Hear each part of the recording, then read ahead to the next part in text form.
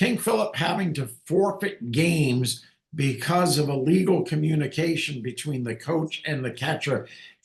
Am I the only one who feels there was no excuse for that, Paul Healy? I talked to Coach Como, Katie Como, before the Attleboro KP game, and she insisted that she was not calling pitches. She trusts her catcher, Maddie Paschke, who also hit that triple, by the way. She trusts her catcher to do that. Katie's on the sidelines, not behind the plate. She was communicating with her, but not calling pitches. That might be a distinction without a difference. It's legal in the boys' game. It's not legal in softball. I'd make it illegal anywhere. I hate electronics in sports. I want the players making the decisions, not the adults on the sidelines. Games were invented for players, not coaches. Get rid of it. Tyler, did you talk to the coach about it?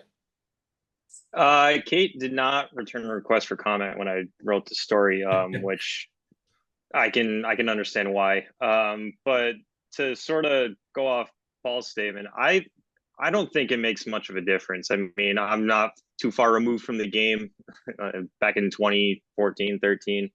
I don't really think it makes much of a difference whether you're doing it or not. Obviously, there are rules set in place, and those rules need to be followed. And if you don't follow them, bad things happen. Case in point, they forfeit 6 games, and then they're bumped down to 21 seed. If anything, it might speed up the game fractionally.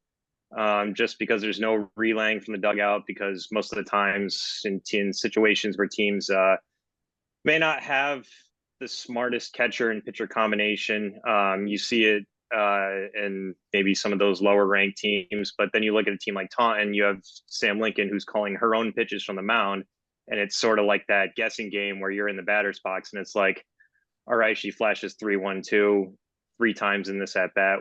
What's the pitch here? You got to kind of battle that mind game.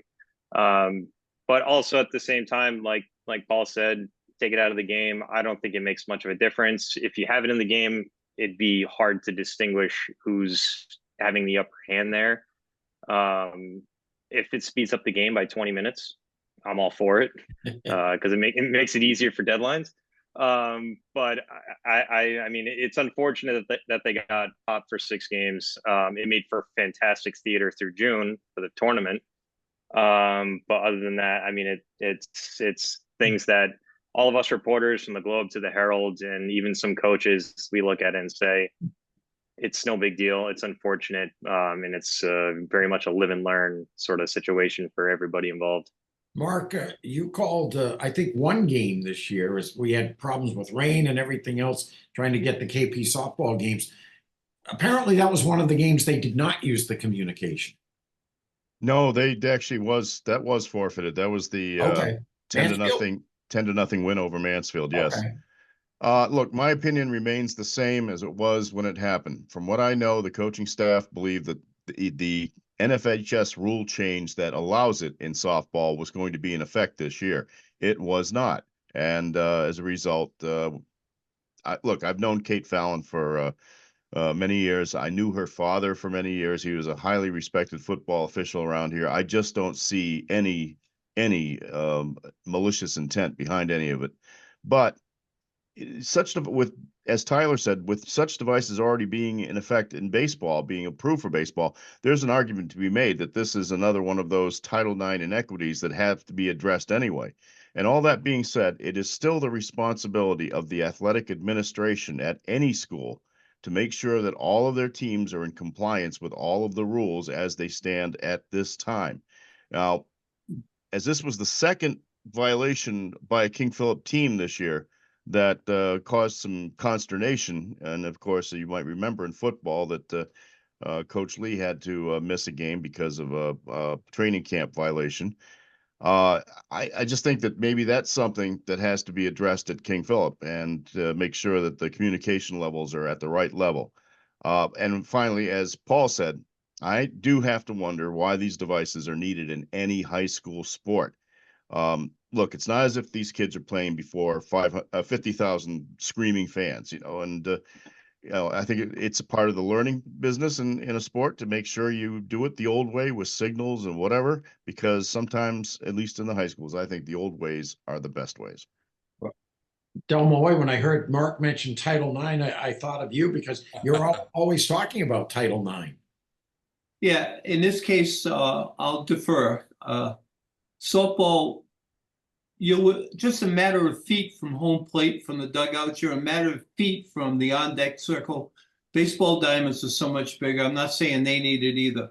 But anytime you disrupt normal communications between coaches and student athletes to do it electronically, I'm not in favor of it unless you can prove that time after time the communications can't be done normally because of crowd noise or distance or whatever. And my biggest concern is when I became a college AD, I called each coach in and I said, look, that's my team you're coaching. That's my team, not yours. So if anything has to be done on that team, it goes through me. I don't want you making decisions. I want you coming to me so we're both on the same page. I know what's going on and we're following the rules.